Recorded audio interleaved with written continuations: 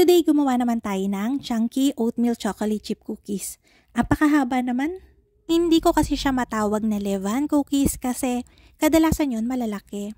Ito, 55 to 60 grams each lang siya. Pero kung texture lang din naman and lasa, same lang siya.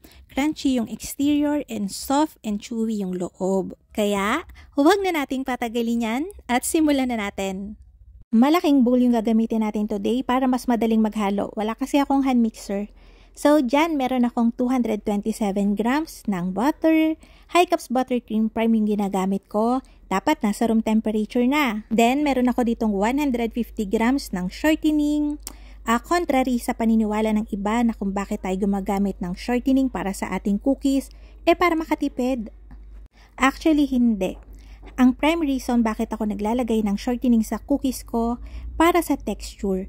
Kung gusto mo talaga ng legit na malutong na labas and maging soft and chewy yung loob, gumamit ka ng portion ng shortening para doon sa iyong fats. Kung ayaw mo naman talaga, ay di okay lang, edi yung amount ng shortening natin ay i-replace mo na lang din ng butter. Pero ang ginagamit ko kasi dito is emulsified na shortening, so maganda talaga siya. Wala siyang smell na mabaho and wala siyang greasy taste masyado. Yung, alam nyo na, syempre greasy to, it's oil to So, na-cream ko na yun ng malala, yung dalawa. Then, maglalagay tayo dyan ng 600 grams ng sugar. Half nun ay light brown sugar, half nun ay white.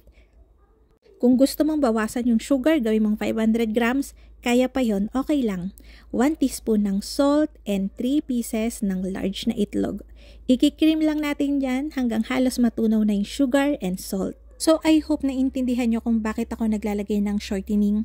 Kagandahan kasi niyan, kahit i-stack nyo yan ng patong-patong, hindi yan basta-basta nagka-crack. Isa pang kagandahan yon. So, maglalagay na ako dyan ng 1 3/4 cup ng all-purpose flour, 1 1/2 teaspoon ng baking soda, and 1 teaspoon ng baking powder. Spatula na yung gagamitin natin panghalo dito. Pero kung meron kayong mixer and may paddle attachment yon, pwede nyo i-mix yun dito. Wag lang yung whisker kasi titigas, hindi siya magiging ganun ka-crumbly. And hindi natin makukuha yung pagka-soft na hinahanap natin sa cookies. So, dito meron akong 500 grams ng quick cooking oats. Kahit anong brand naman pwede. Ang ginagamit ko lang nga dito ay yung mumurahin. Pero nagkakaigi naman siya. Masarap pa din. So, yan. Ifo-fold lang din natin yan.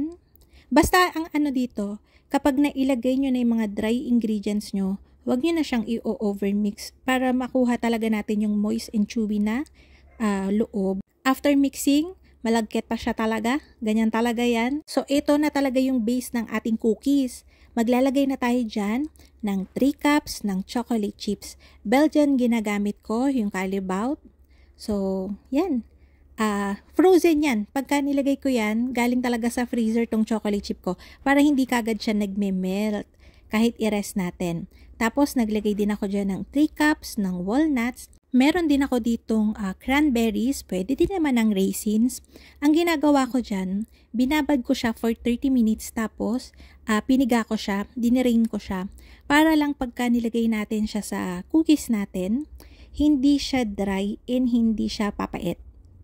Optional lang naman ito pero maganda kasi yung medyo merong kumakagat na maasim-asim, na manamis-namis, ganun.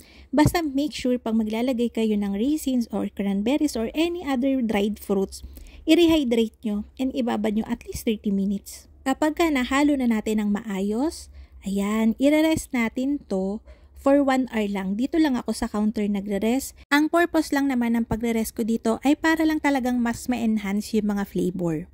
So, ayan, after 1 hour, ipoportion ko na siya. Sabi ko nga kanina, 55 to 60 grams each lang yung pagpoportion ko dito para good for 1 person lang. Pero kung gusto nyo talaga yung malalaki, ang kadalasang size ng mga levain cookies is 170 to 180 grams.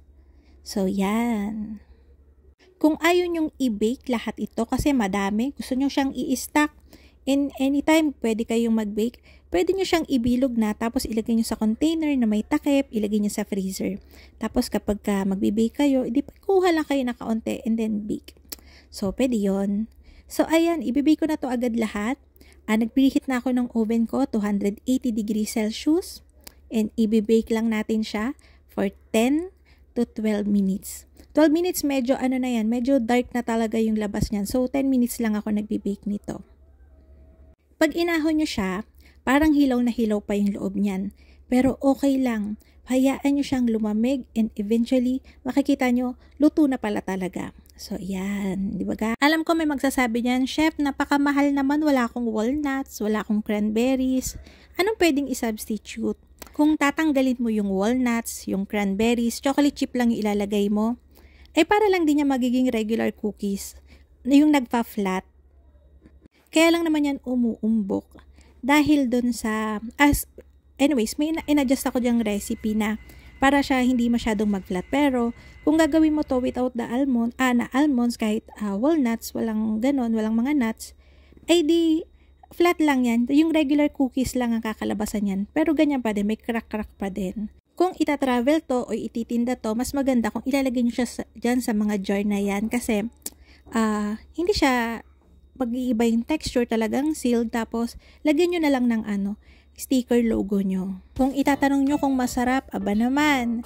So, ayun na nga mga kalutong tinapay. Sana'y nagustuhan yung ating video for today. Magkita-kita tayong muli.